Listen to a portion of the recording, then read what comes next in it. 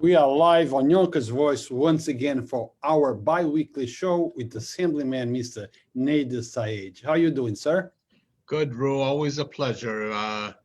February 17th, we're in 2021, and we look back at 2020, and with all the difficulties, uh, as as concerned as we rightfully should stay with the vaccination and the pandemic, but at least we're beginning to see a reduction in the numbers. We're beginning to see the light at the end of the tunnel, and more people are getting vaccinated. So I'm optimistic. I'm optimistic that we can begin to restore the economy and really get back to normalcy, if that's what I'm sure all of us are missing these days. So we are moving forward. We are moving in the right direction. We are. Are the worst part of this behind us, sir? I think it is. I think the key is with what happened here in the USA and throughout the world with the virus and the pandemic. My hope is that we've learned how to conquer it. We've learned how to develop the science to make sure that with any variations of this virus, and that's what we're hearing now, the variation from South Africa, from the United Kingdom and so forth. And fortunately, the vaccines we have present to a large extent, are able to take care of these variations. Having said that, I don't think we should let the guard down. I think our government should be more involved with these multiple or large pharmaceutical companies like Pfizer and Moderna and everyone else to make sure that there's a plan of action moving forward where if, God forbid, there's a new strand of this virus, that we're not caught off guard, that the government has more of a say in the production and the distribution. Because looking back, I really feel that, from one end, it's fine to have big business, get involved, and the profit-making aspects are very important. And we shouldn't, take that away. I mean, we recognize we live in a society where, business operates best when there's a potential of profit. So we got to recognize to some extent the business aspects of it. But from the people aspects and the governmental aspects, government should be more involved with making sure the research continues, the science continues. The amount of money that we waste sometimes on the wrong aspects is alarming.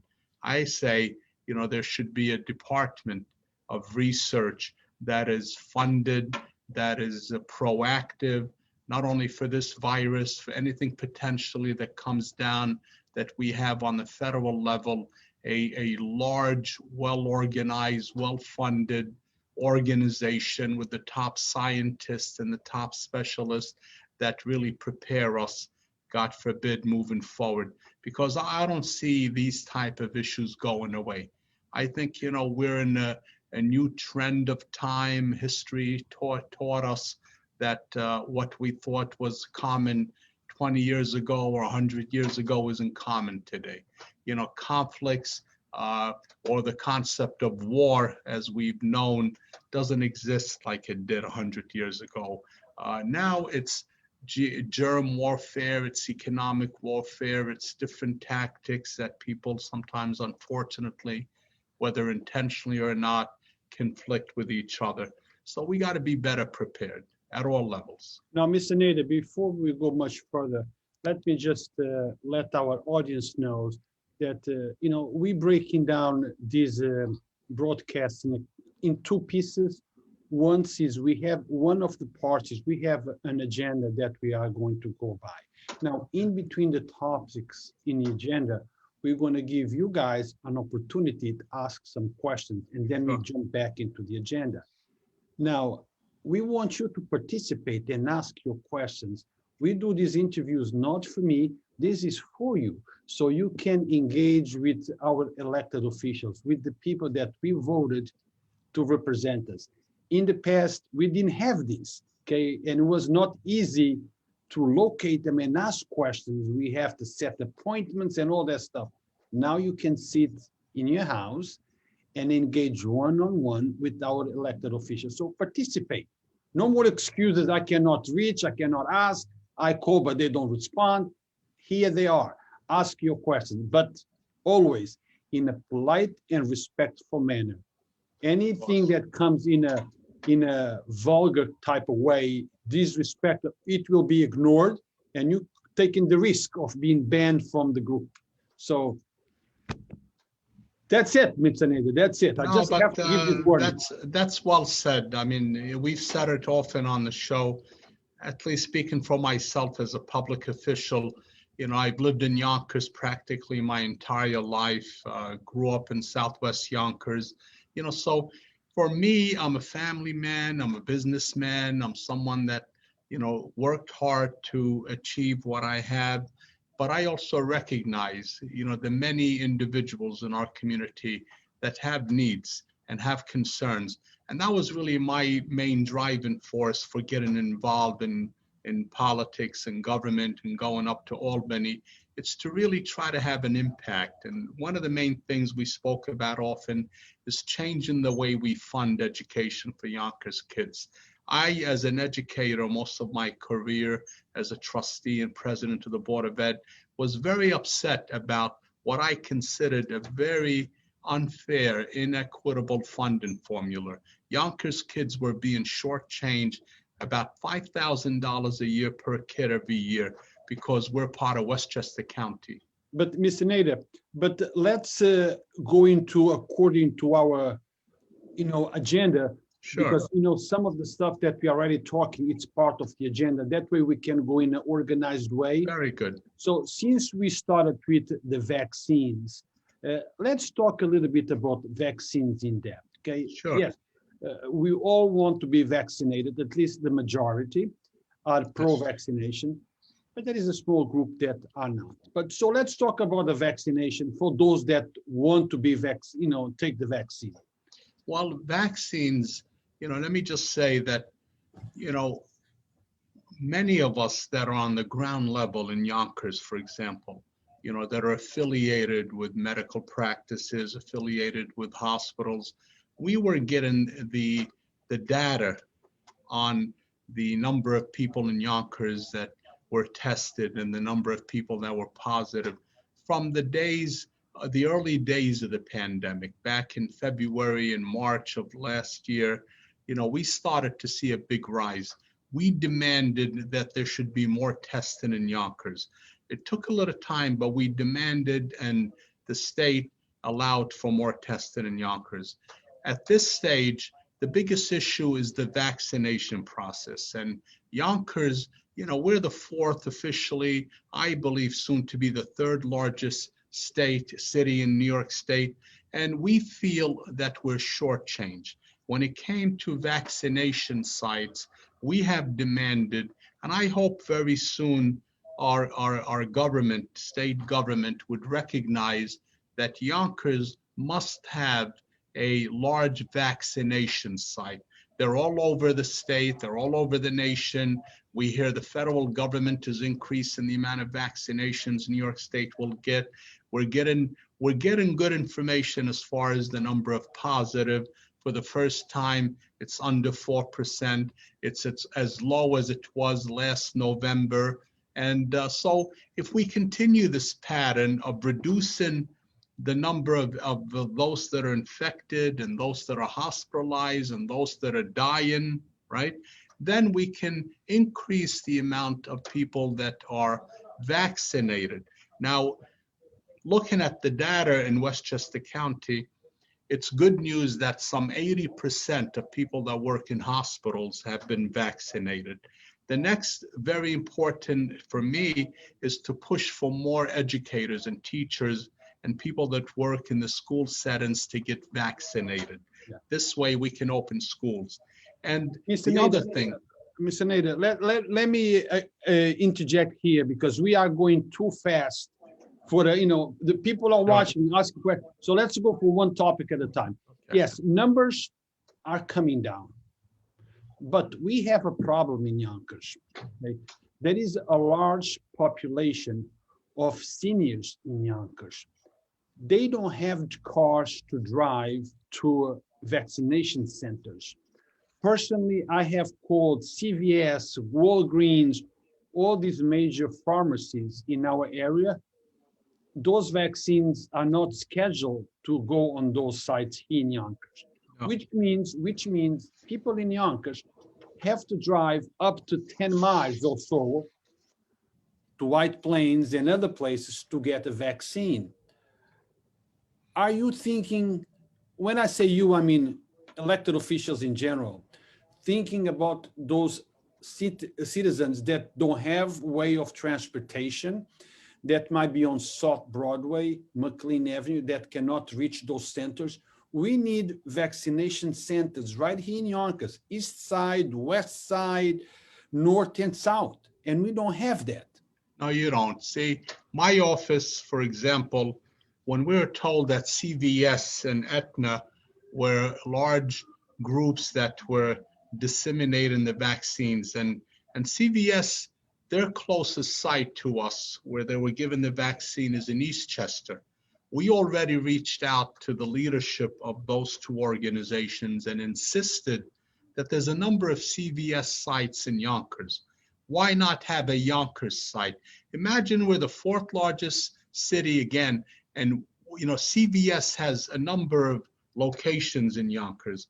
But as I said earlier, we're demanding, and my hope is that the voices are loud enough so that a large facility, and there's a number of them in Yonkers. We're all familiar with the state, New York State Guard Armory on North Broadway. That's a very large site, very large location.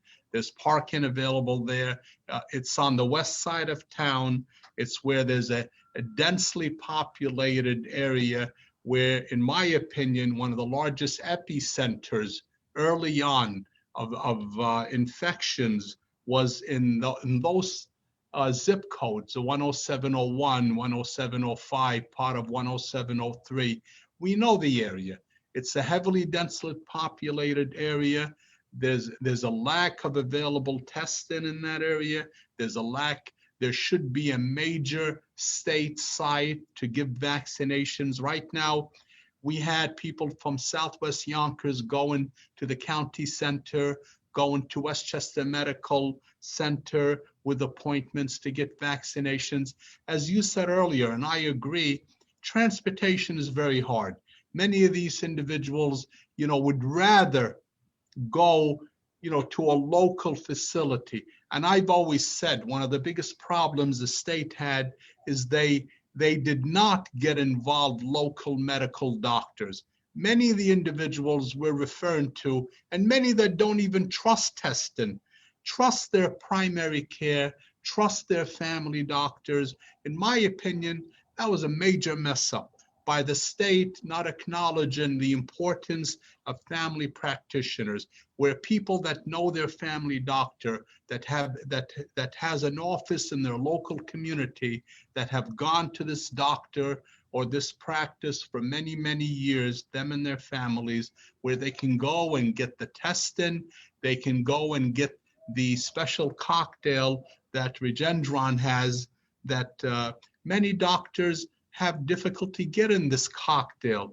And very often, if somebody has COVID early on, 90% of them are treated if they go to their family doctor and they're given this product, but the state never made arrangements with these businesses and pharmaceuticals to say, yes, distribute them to the family doctors. Yes, allow the family practitioners to give the vaccine. Yes, allow the local residents to go to a facility near them or where they trust. Now we hear of a major problem where many, especially communities of color, that don't trust the vaccines. So from one end, we have a problem where when we look at the number of people that are vaccinated, and there seems to be a big deficiency, among people of color getting the vaccine, then we find out there's a big mistrust still.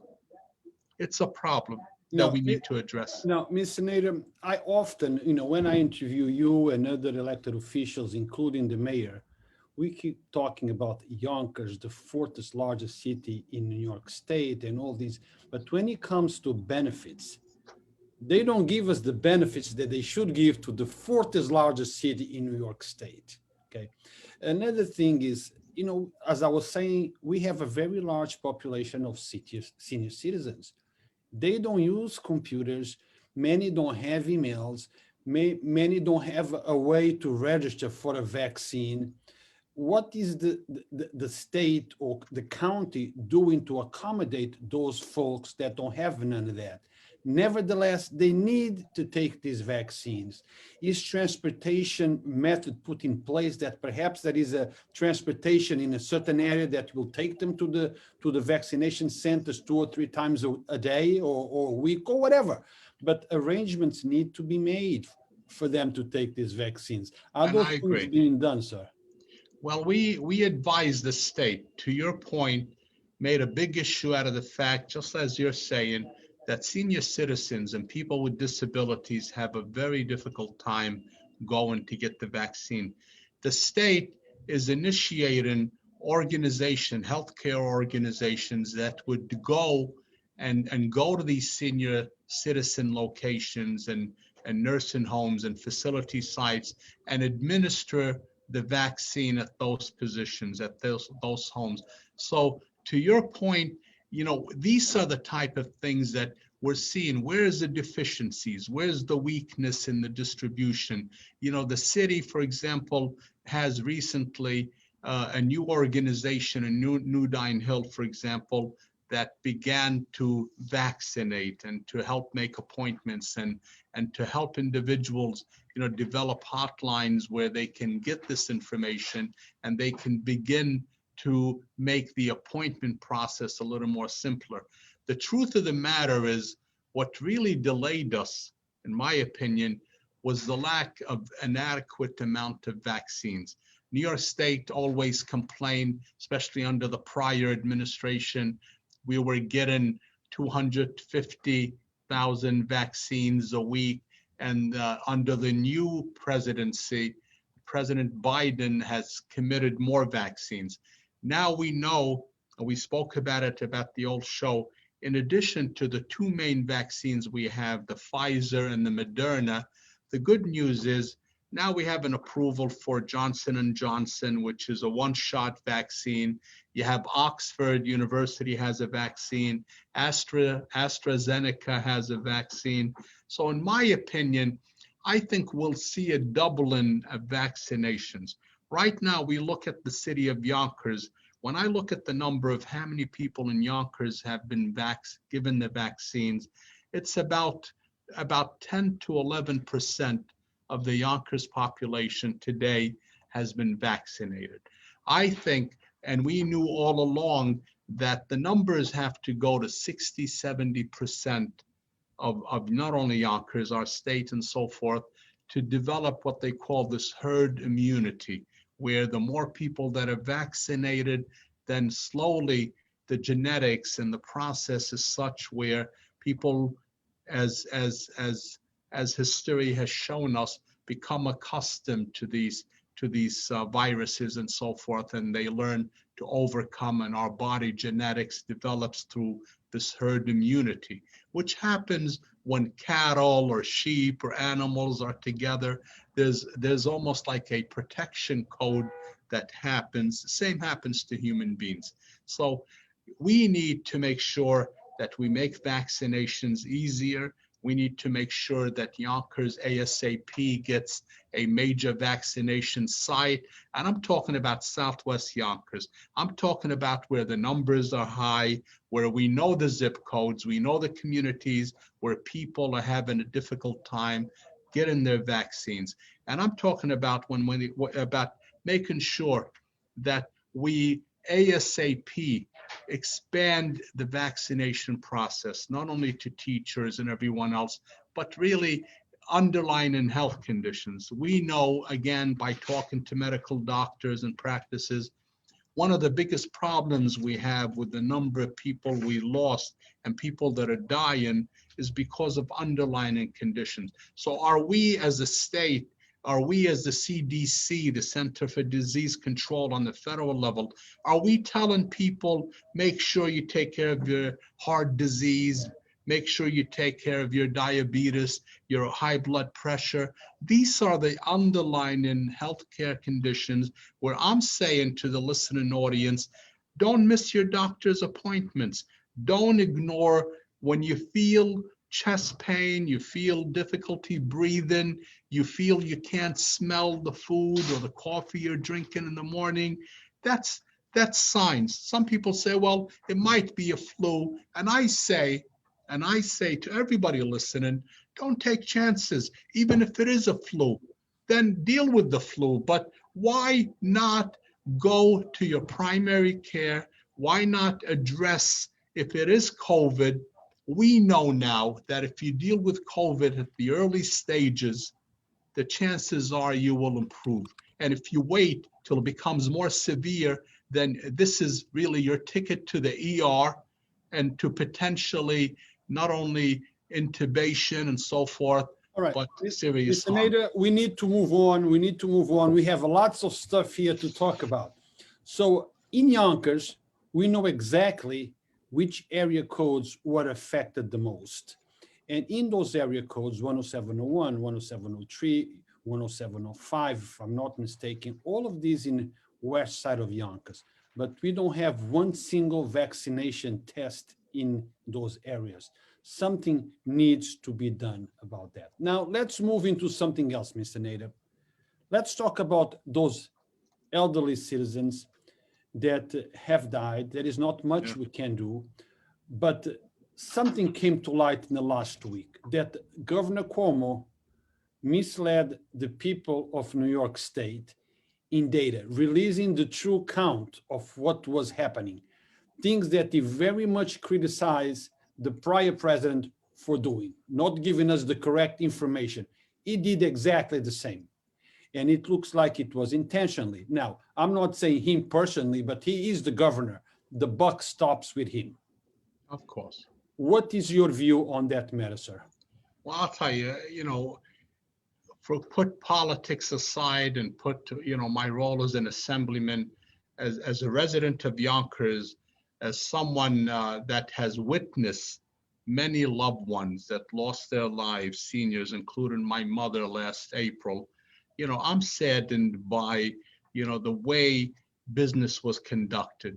And I always say, during the midst of the pandemic, we all knew that there was many situations that we were basically learning as we moved forward, how to deal with it.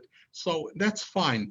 But when it gets to a point where, policies or the lack of transparency is to a large extent intentional, where staff members, as you stated, the governor's staff members would come out and say publicly that, well, we really didn't reveal all the information, and, we were scared because at the time, there was a very adversarial administration in Washington that would have investigated us.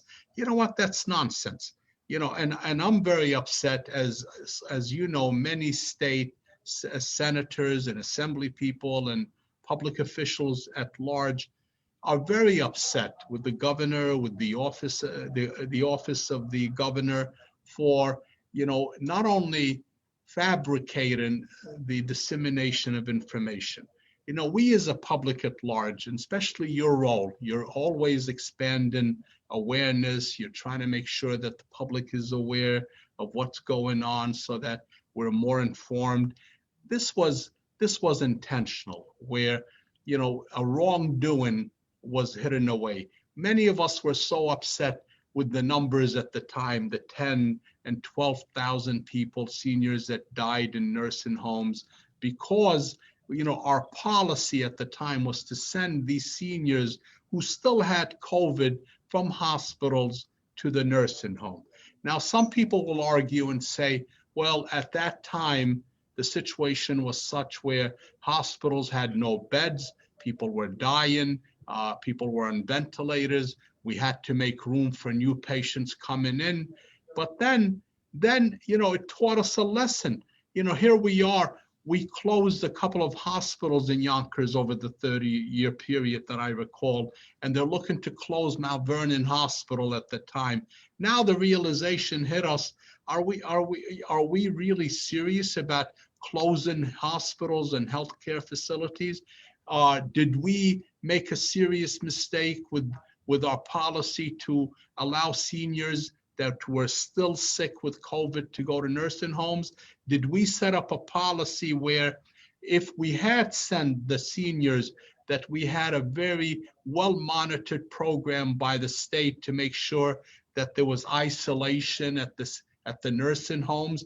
Was the nursing home staff well aware and equipped to deal with these new residents coming back to their facility with COVID, and how to avoid the spread, for example? So I join with you in the level of frustration, and there's people that are calling for criminal action. There's people that are calling for, resignations and so forth. I'm looking at this concept, and I still believe when it comes to, and it's a big issue, the governor's emergency powers, we're still to some extent in an emergency. So do I favor taking away all emergency actions that the governor or any executive would have in an emergency? I think you got to have them there. Am I for some sort of restrictions or monitoring or toning down the amount of executive orders or the amount of powers any executive has? Yeah, I think at this stage, with the numbers coming down, the governor's executive powers, I believe, must be restricted. And I believe the state legislature, should resume the authority to take control of policies impacting our seniors, our nursing homes, our vaccination sites, and other important topics. Mr. Nader, as you know, this is live streamed, and a few questions are starting to come in, and we might be jumping from topic to topic depending on how those questions come in. This question comes from Carolyn Elizabeth Marie. What is your opinion on the fact of lack of electronic devices for the Yonkers public school students? I agree. And, I've reached out to many of the parents involved, with the Yonkers Public Schools, and the policy of giving one electronic device to a family, we know, and as an educator, I had sometimes 3, 4, 5 siblings from the same family that attend the public school system. So when you give one device and you say, well, the second person should share, and the second, there's a certain time, by the time kids come home from school, by the time, kids have their dinner with their family, there's a certain time to do homework. And then there's a certain time when the expectation, kids go to bed and so forth. So it's very difficult to allow a family one device. We believe that the biggest issue there, as I stated earlier, is the lack of proper funding. This is why I've initiated a major overhaul of the way the state funds Yonkers schools. When I talk to Yonkers school officials, they tell me, well, funding is a major problem. And in addition to fighting to change the funding formula, we've reached out. We had a town hall with Senator Chuck Schumer.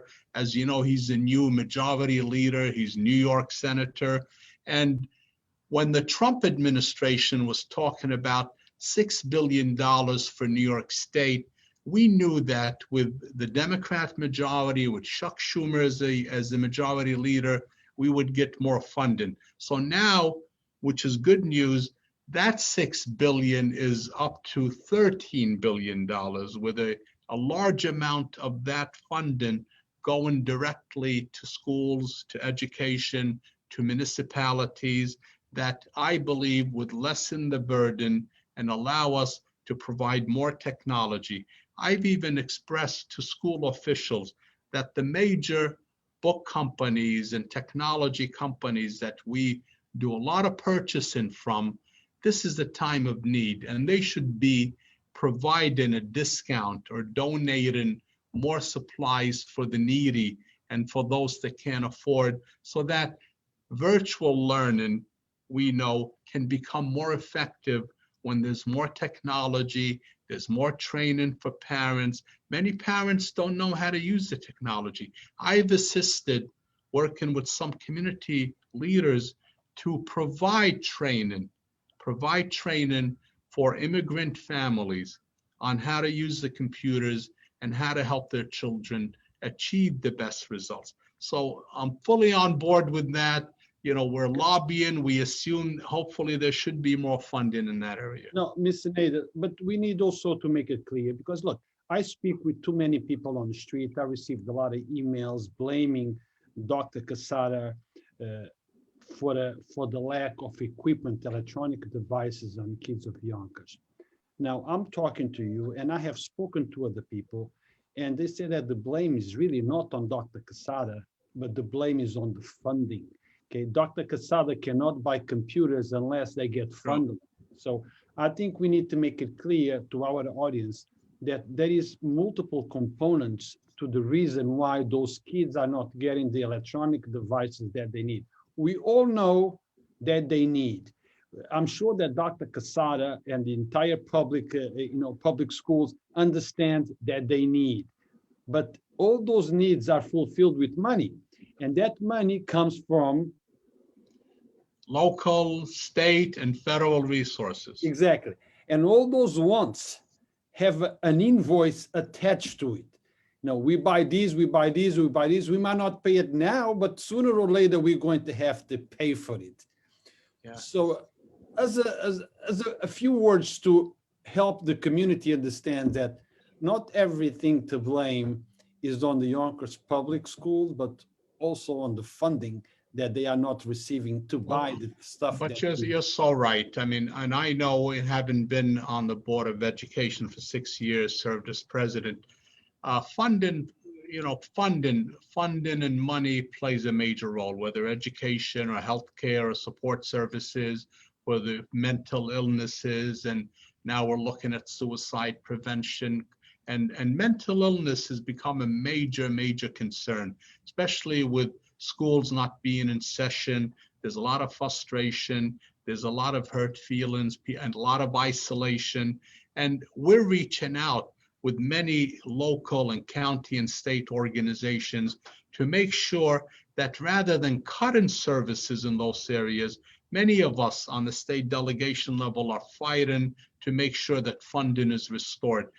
The good news, again, is the amount of funding we're anticipating from the federal government, helps us.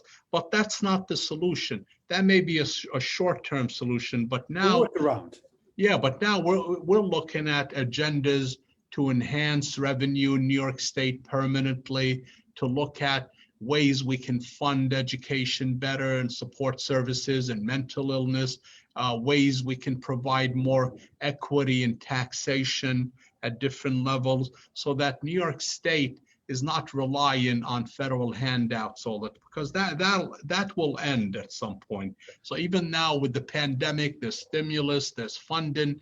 We got to make sure as New Yorkers, we put forth legislation. And now we're looking, so you're aware, listening audience, people say how we're looking at sport betting that's going to generate a tremendous amount of revenue, cannabis legislation that we're looking at that would generate a tremendous amount of revenue, so that we can put the funding to buy technology and provide the right services. Mr. Nader, I could tell you, look, I heard that song before. I remember when we were told that with the casino on Yonkers Avenue, those funds that the casino would generate would help the school on this, and that. Never did. Okay. So, but now, since we are talking about schools, and let's tie school reopening to the economy. Okay. The economy will not start until kids are back in school. Parents cannot go to work. Okay, kids need to be in school for the economy to start, for the business to reopen and all that. How do you feel, or how do you see the reopening of New York schools? Well, I'll tell you, right now, that, in my opinion, goes back to our topic of vaccinations. I really believe, even though there's a lot of support for reopening schools, there's also a lot of concern that if you open schools prematurely, if our teaching staff, teacher aides, custodians, security, if everyone in a school is not vaccinated, then the potential of the spread of the virus is greater. So we're now pushing, to make sure that the new trend is vaccinate all educators, vaccinate everyone who in the school setting. We've already initiated, I have a special bill, legislative bill that I hope would get approved that addresses the biggest problem in a community like Yonkers is, Mr. Nader, is the buildings are old Mr. and the Nader, ventilation give me is one bad. second there. The legislation, it's one of our topics. So let's talk about what we are talking about, and then we are going to move into legislation that have been proposed by Okay. you. By the way, just as a point, as the show is going on, my office has been actively pushing for the vaccination site. So the good news is, and this is all happening as we speak, it looks like there's going to be a major state vaccination site at the North Broadway Armory on Quincy Wow. Place. Wow, isn't it? So, my hope is either today or soon the governor will announce this special, what I consider, a major victory for Yonkers. It's And going to be a major vaccination site.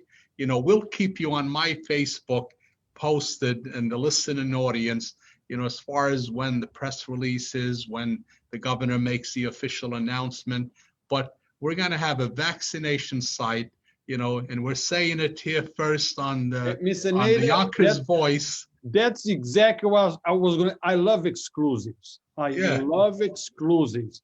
And this is, you heard it here first. That's right. Vaccination center has just been announced. As we were speaking, you received the notification here on North Broadway by the PAL Center. So That's guys, right. you heard it, things are happening. We are moving in the right That's direction. right. So we're gonna be more specific. We have, as you know, a weekly, basically a newsletter that comes out online, and it's a great way to stay informed as far as vaccination sites, as far as any new initiatives that are being undertaken in promoting healthcare and promoting educational services and so forth. So again, awareness and being aware is the key. The more we become aware, the more as a public we reach out, and the more we become aware of the issues is crucial. Now, just to your point about, what can people do? Me as a legislator, I can put forth bills and legislation that deals with how do we improve funding for Yonkers schools? How do we renovate our buildings and make sure that, we have funds to renovate Yonkers buildings? We all know the average building is like 80 years old. I mean, these buildings, when we talk about making sure there's proper ventilation and services, it's difficult unless you tear down parts of buildings or you build new schools. But then the way the state funds us when we build new schools, they give people in Buffalo 98 cents a dollar on what they spent to renovate and build new schools. And they gave us 50 cents a dollar till the last 10 years, we brought it up to 70 cents a dollar. But if it cost us billions of dollars to build schools, that 30%, that 40% more that we have to pay from Yonkers on our tax base is millions and millions of dollars that we can't afford. So I'm looking to change that. I'm looking to change it with the funding, with what they give us to build and renovate our schools. And I need the public at large and the listening audience to pressure Albany and to continue to put the issue on the forefront that this is an inequity that impacts our kids. It's unfair, it's unconstitutional, and they need to support legislation that individuals like myself and others put forth. We need the support of the public at large to say, you know what, this addresses our needs. This is a solution to an old funding formula that's based on the wealth of the county we live in. And I always say, that's not fair. When you look at the Yonkers student population and you look at our families and you look at our economic status and you look at how many of our kids are on free and reduced lunch, that should be the way we determine how much funding, not because we're part of a Westchester County. That's some of the unfairness, Rue, that we have to deal with. And I'm saying to the listening audience, as a legislator, that's one of the main reasons I went up to Albany. I went up there because I'm a parent too. My kids are all Yonkers Public Schools. I'm a product of the Yonkers Public Schools. I grew up in the southwest portion. I know what it is to go shine shoes to pay for my lunch and so forth as a kid. So I understand that. So from my end, I look at how do we address the needs of our community? How do we address those that are disenfranchised, those that have housing needs, that have food needs? How many events? I even went ahead working with Councilwoman Tasha Diaz and Feed in Westchester over the last 6-7 months of the pandemic in making sure there was a massive amount of food distribution that was distributed to people in need. We had our staff go and distribute food to senior citizens and to disabled individuals that couldn't leave their homes, that would call my office and say, Assemblyman, thank you very much. Your staff delivered necessary food right to my doorstep. This is the type of services that I advocate that public legislators, whether local or county or state or federal, that should be their commitment.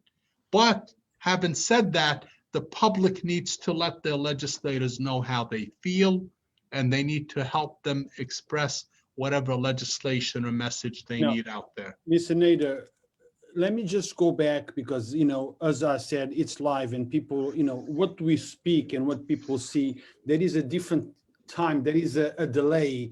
So I have to make this statement that just came in from Carolyn Elizabeth Marie in regards to Dr. Quesada, the funds and all that. This is what she said. She said she agrees with what we said, that he cannot buy things if he doesn't have the funds. But this is what she says. I agree with that said, but Dr. Quesada spent a couple of millions of dollars on a reading program when he should have known we were not going to go back to school in 2020. That money needed to be allotted in a responsible way. Chromebooks should have been immediately ordered that our students will be able to access their education. Well, again, it really goes back to, funding. It goes back to, when you deal with education, there's people that are advocating. It's like one pie of fund. And when you have a limitation, it makes it very difficult.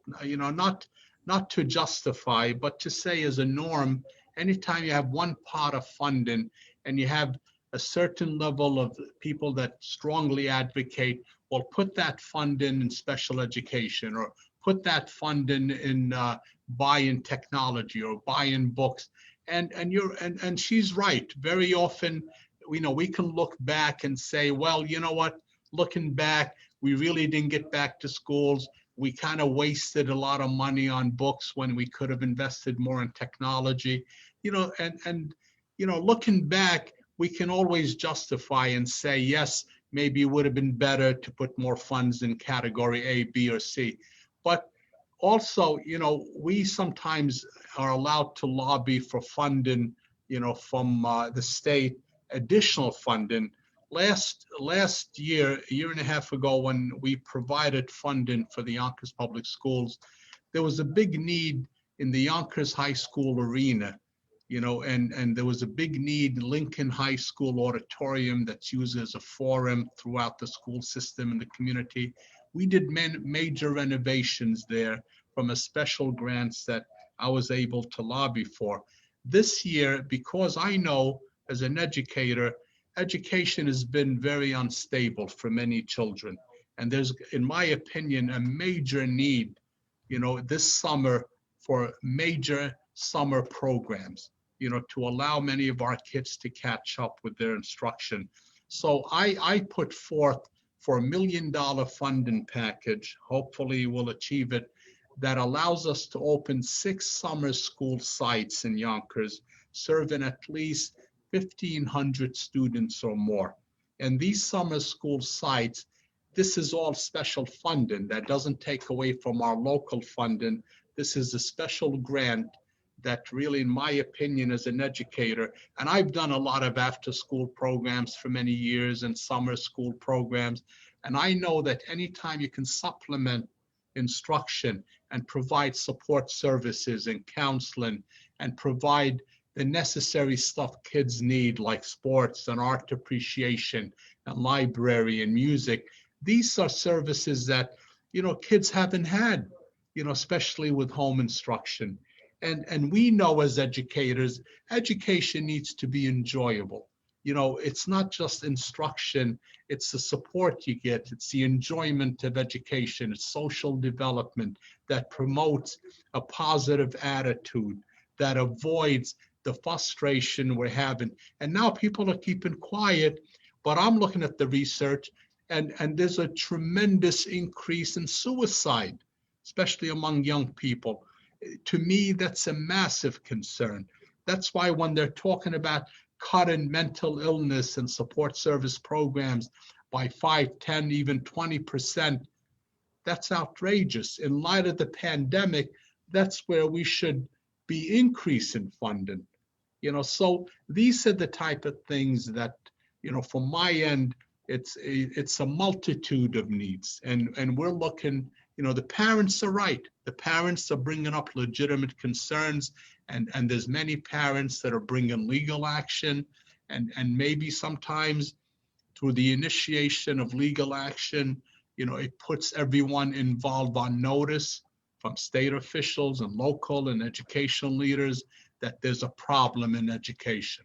And these are the components. Now, Mr. Nader, now let's move into legislation that you're working on. But let's stay focused on this one first. I know there is multiple legislation that you're working on. So let's stay on legislation on public utilities and protecting medically fragile children. Well, with the recent storms and the, problems many of us in Yonkers and Westchester and really throughout the state have witnessed, with phone companies and Con Edison utility companies, it's a serious problem where these companies, really had no system in place. When customers lost power, for example, you had to reach out, you had to negotiate, there wasn't adequate support. I put forth a whole utilities package, 6 bills that specifically demand and set policy that these utility companies must restore power immediately. They must, even if it costs them more, use local labor. Right now what they were doing, they would allow people to stay without power for a long time because it was cheaper to get utility truck repair people from out of state, sometimes as far as 1,000 miles away by the time they came. So now this bill demands use local labor, get the job done, designate medical facilities, nursing homes, police stations, fire stations, that their power needs to be restored as soon as possible. No, seniors, Mr. Nader, handicapped. allow me just to say something. I don't think the weather condition that we've been experienced lately, I don't think they were the first ones to happen in the history of Westchester. So how long does it take for you and your colleagues, when I say you, I'm talking again in general terms, elected officials, to get in touch with the utility company and say, listen, we need to know what is your plan B. When this happens, what are you going to do? Now, people are acting like this is the first time this happened. It's been happening forever, which Exactly. means there has been no plans forever. And we need to have a plan. What do you do when Well, this and you this know and what this is, happen? see, we relied on a public service commission, and sometimes the public service commissions will come out and say, we're going to punish utility companies. We're going to throw $1 million fine against them. Maybe they'll teach them a lesson. And you know what? For these utility companies, $1 million fine is nothing for them. So if they can save a lot of money by delays and by bringing outside help and by giving customers a hard time to restore their power or to give them credit for the loss of service, for example, that should be automatic. So, but that's the proactive approach that you're talking about. And that's what I feel. When I saw the history of how utility companies really failed us and how it was cheaper for them not to do the right thing, then as a legislator, I said, you know what? If legislation and policy changes will force them to do the right thing, then I initiated. I think this package of legislative bills will pass the Assembly and the Senate this session. So this will be policy where Con Edison and utilities and Altice and Verizon, not to pin anyone out or specify, in general, utility companies must be held accountable. They must be customer friendly. They must be proactive to make sure power is restored ASAP, not to what's cheaper for them. We want that to be so restrictive and so organized where they have a plan A, a plan B, a plan C, and that it's uniform and it's structured in a way where, we're telling them, you know what, you don't do the right thing. At the end of the day, it's going to cost you a lot more. We don't want you to think it's a saving process. Yeah. Now, Mr. Nader, as we are talking about doing the right thing, let's talk about housing in your county. There is a problem with housing. There is a lot of housings, people that are taking subsidies from HUD that subsidizes the repairs, work for the people of Yonkers. They taking the money, but they are not investing back in the properties. We were just at the building 7380 on Harriet, the Highland, I apologize. And people are complaining that those landlords are slum landlords. They are not repairing. The conditions are horrible. And that's not the only building in Yonkers. There is many buildings in Yonkers where the tenants are suffering because those landlords are not repairing the buildings. And they are arresting, intimidating, retaliating against anyone that steps forward and makes a complaint. Are you looking into that, and what is your plans?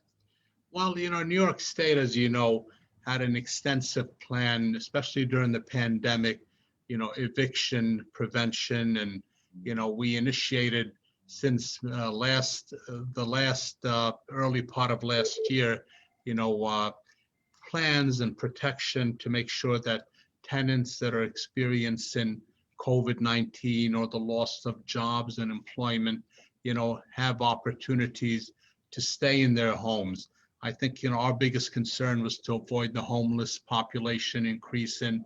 And we initiated through state funding and now federal funding, many programs where if a tenant is experiencing difficulty paying rent, I advise the tenants, seek out the programs, but once, for example, you develop an inequity in the housing market and landlords, for example, as much as we have landlords that don't do the right thing, there's many landlords that do the right thing. Correct. And many landlords that we know in a city like Yonkers that have 6-family homes or smaller a large percentage of them are like us. They're immigrants, they're people of color, they own the property, that's their life saving.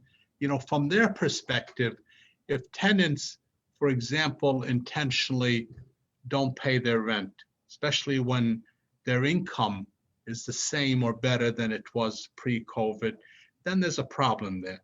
So to demand that landlords pay their taxes and pay their rent and pay their repairs when they're losing and they can't collect the necessary rental income, then there's an inequity there. I'm for one that has always supported a process that looks at both ends, that when there's bad landlords, you complain to the housing department, and I tell the judges and I tell anybody I speak to, we got to toughen up. If somebody as a landlord is not doing his or her job, they should be demanded, they should be fined, they should be penalized.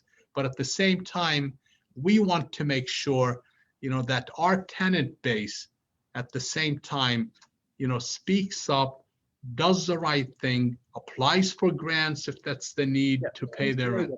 All that is fine, what you're saying. But for what I see in my understanding, and the majority of the landlords that are doing those things are not the landlords that own a 4 or 5 or 6 family house. Major landlords. Are landlords that own 100 units in one location and own multiple locations.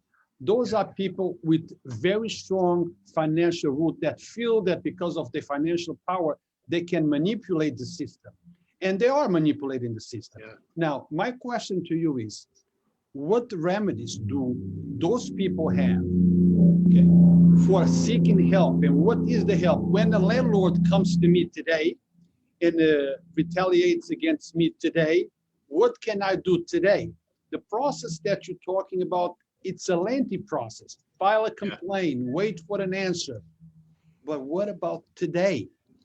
Well, today, I mean, this week, for example, Councilwoman Tasha Diaz, I mentioned her name earlier, not only with food distribution, but she put out a proposal that for the city of Yonkers establishes a tenants advocacy board. I was there at that press conference. Yeah, and I've seen you there, and but that's an immediate action. When you develop a board, it gives a structure in the city of a advocacy board that, for example, now through numbers. I mean, you mentioned the financial support that, for example, landlords have, and I agree. But as a public official, do I satisfy a landlord that has financial capability versus potentially 100 voters, tenants that are 100 voters, or 200 voters in a large building?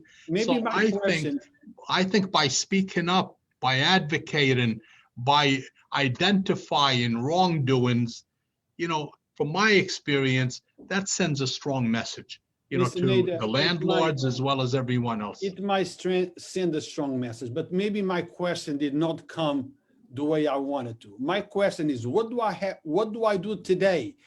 2/16 or 17, 2021. Somebody comes to my house today to retaliate or to ask, or to ask me to move. Who do I call? Do I call the police? Do I have a remedy? Do I have somebody that's... Well, I'll tell you, if somebody threatens you, you call the police. If somebody, for example, tells you, I want you out, I want you evicted, you can politely tell the person, whether it's the landlord or the representative, that, you know what, there's tenant protection, there's anti-eviction legislation, you can't evict me. You know what, go to court. And I tell people, don't ever be intimidated. If somebody intimidates you or promotes fear, like I said, if they threaten to harm you, call the police, file a complaint. If they threaten eviction, you politely tell them, you know what, I'm not going anywhere. You want to evict me, you feel you have proper grounds, then you go through the proper grounds. And if you don't receive notice from the courts, and like I said, there's tenant protections, anti-eviction till May 1st. And after that, we as legislators are looking at that. But I'm saying to the tenants, don't give the landlord any reason. If your issue is rent arrears, you're behind on rent, and there's available funding, try to seek that funding. Go to your local representatives, go to your state representatives. Anybody, for example, that owes a large amount of rent and they feel it's because they lost their jobs or COVID, you can call my assembly office and my staff would help, for example, with applying for state and federal stimulus funds that help you pay back rent.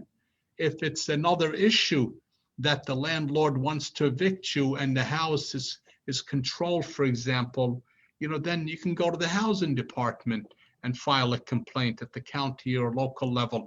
So there's a lot of options, that we tell tenants that they have available for them. Utilize the system or utilize the services that are available for you, but speak up and make your voices heard.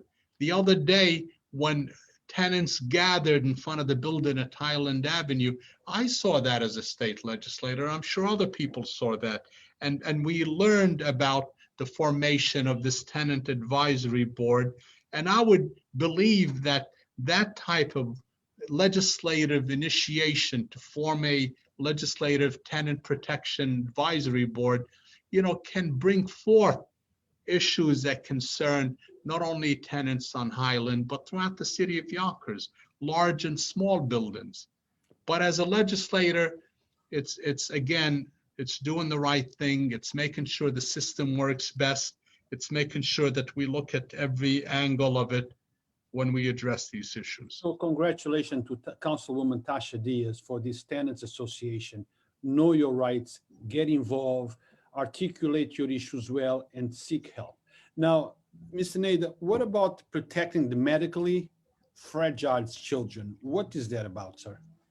Well, there's, I was invited to, for example, Elizabeth Seton, facility in Executive Boulevard last year. And what came to my attention is how well, this is a pediatrics, children with serious health concerns that are placed permanently there. They're provided services. I was amazed with how well they protected these children. Then I was informed that when these children turn 21 years old, that automatically, because of funding and restrictions, they have to go to an adult facility. And then when I looked at the research of how many of these young people were seriously harmed and illnesses and so forth, because there was a major readjustment to their lives, right? And many of them ended up dying because the transition did not work to their best interest. I sponsored legislation that I hope would get passed this session that allows these facilities, if a young person is doing well at the facility and their health and their mental and their well-being is taken care of, then allow that person to stay at that facility and make it, whereas the funding that was allocated continues at that facility. So even if they go beyond 21 years old, this would be a major victory for many individuals, because I know as an educator, when we deal with special ed or children with disability, they graduate high school and then we let them go on into the world. And very often their disabilities don't go away. And some of them have such serious disabilities that they require to be institutionalized in these healthcare facilities. And this legislation, in my opinion, takes care of a major problem that really allows us to really show the respect that many young people with disabilities deserve, so that they can live the rest of their lives healthy and peaceful. So that's crucial. That piece of legislation came as a result of visiting a local location in Yonkers, but this has an impact statewide. It has an impact statewide on these pediatric facilities where we take away that limit of 21. And if it works for them and they're doing well there, let them stay there. But let the agency continue to get the proper funding so they can provide the proper support. Well, that's a great legislation, Mr. Nader, because I would have to say that a kid that spent his entire life or her entire life in a medical facility, and then all of a sudden at 21, you have to transfer him or her to another location, that might be dramatic to them, okay? So I'm glad that this was proposed. Now, let's talk about proposed state budget and aids to municipalities. What's up with that, sir? You know, the governor, as you recall, with the pandemic and the increased cost, there was like a 20% cut across the board. And it frustrated municipalities. The governor is looking to slowly take away aid to municipalities slowly. And, and I'm against that. I think that anytime you take aid away from municipalities, you take away aid that potentially allows them to give more funding for schools, for support services. The federal stimulus that the President Biden has pushed and Senator Chuck Schumer allows for more aid to municipalities. And in my opinion, government functions best when there's a system of allocating funds. And of course, we deal with taxation and sales tax. And the way the system works best is that at every level of government, there's a taxation process. We, for example, in New York, for example, in the city of Yonkers even, give X amount of our tax funds to the state for state government, and they in turn give to the federal, and we give to the federal. So the fair thing is that whatever you give out, the fair thing is you get back in services. Our biggest complaint as New Yorkers, and especially Yonkers, is that we don't get the same amount of funds we give the state. We don't get the same amount of funds we give the federal government.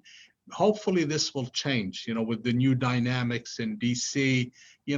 Big thing that impacts us is that SALT, that sales tax, restriction on how much you can deduct, that $10,000 restriction, that impacts every homeowner in New York, every property owner, where you pay a lot more taxes than $10,000, but you're restricted. That was almost like a punishment from the old administration to what they call blue states like New York. So hopefully with the new administration, they'll get rid of that. That'll help the middle class a lot more. They'll be able to have more deductions on necessary taxes that are paid in elsewhere.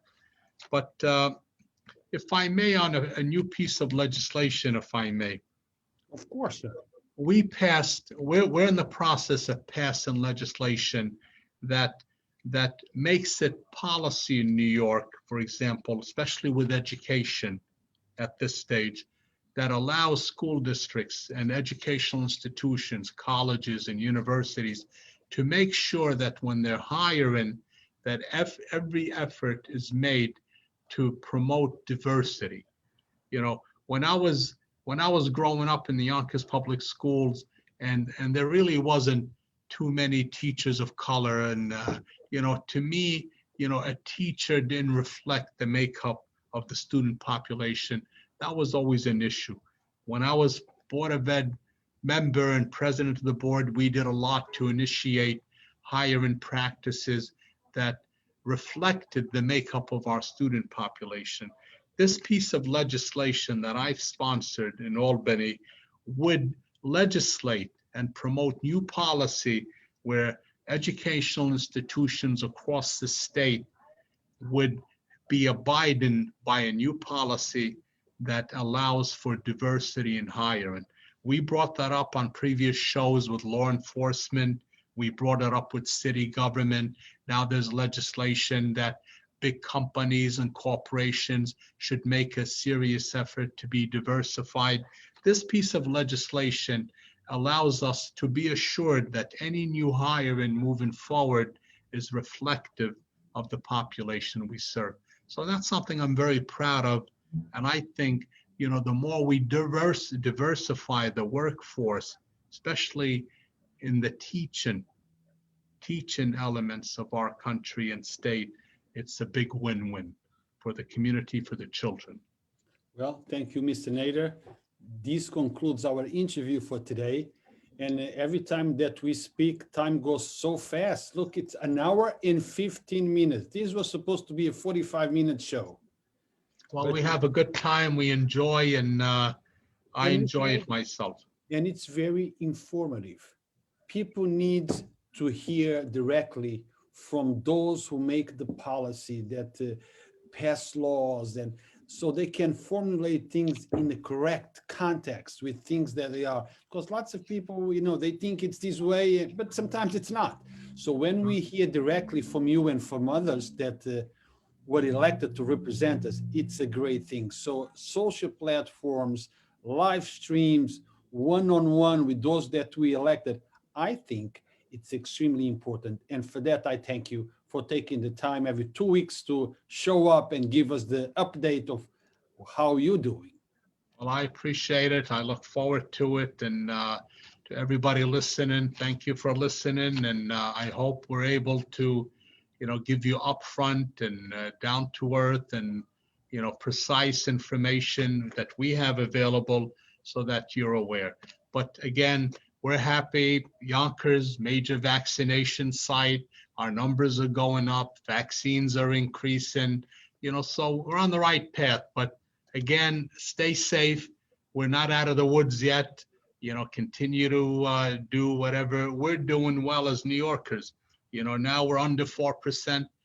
My goal is to see it under 3% soon and even lower. So just before we go offline, tell us about that breaking news again. So those that are just logging in. Vaccination site, Yonkers at the on North Broadway, the Armory, the New York State Armory on Quincy Place is designated by the state as a new vaccination site right here in the city of Yonkers, right into downtown southwest Yonkers. And I'm hopefully looking at that as a major shot in the arm, as they say, with more vaccinations, simpler process, easy accessibility. And at the end of the day, we keep bringing up that 11% of Yonkers vaccinated. My hopes to 60+% no later than May, June this year. And you heard it first on Yonkers Voice. That's right. Can't forget that one. I have to plug That's myself right. in. Yonkers Voice with Mr. Rue Nader, Ross. Thank you very much. And I will My see you pleasure. in 2 weeks. And hopefully in 2 weeks, you're going to have more good news to report. Well, we're looking forward. Thank you, sir. My pleasure.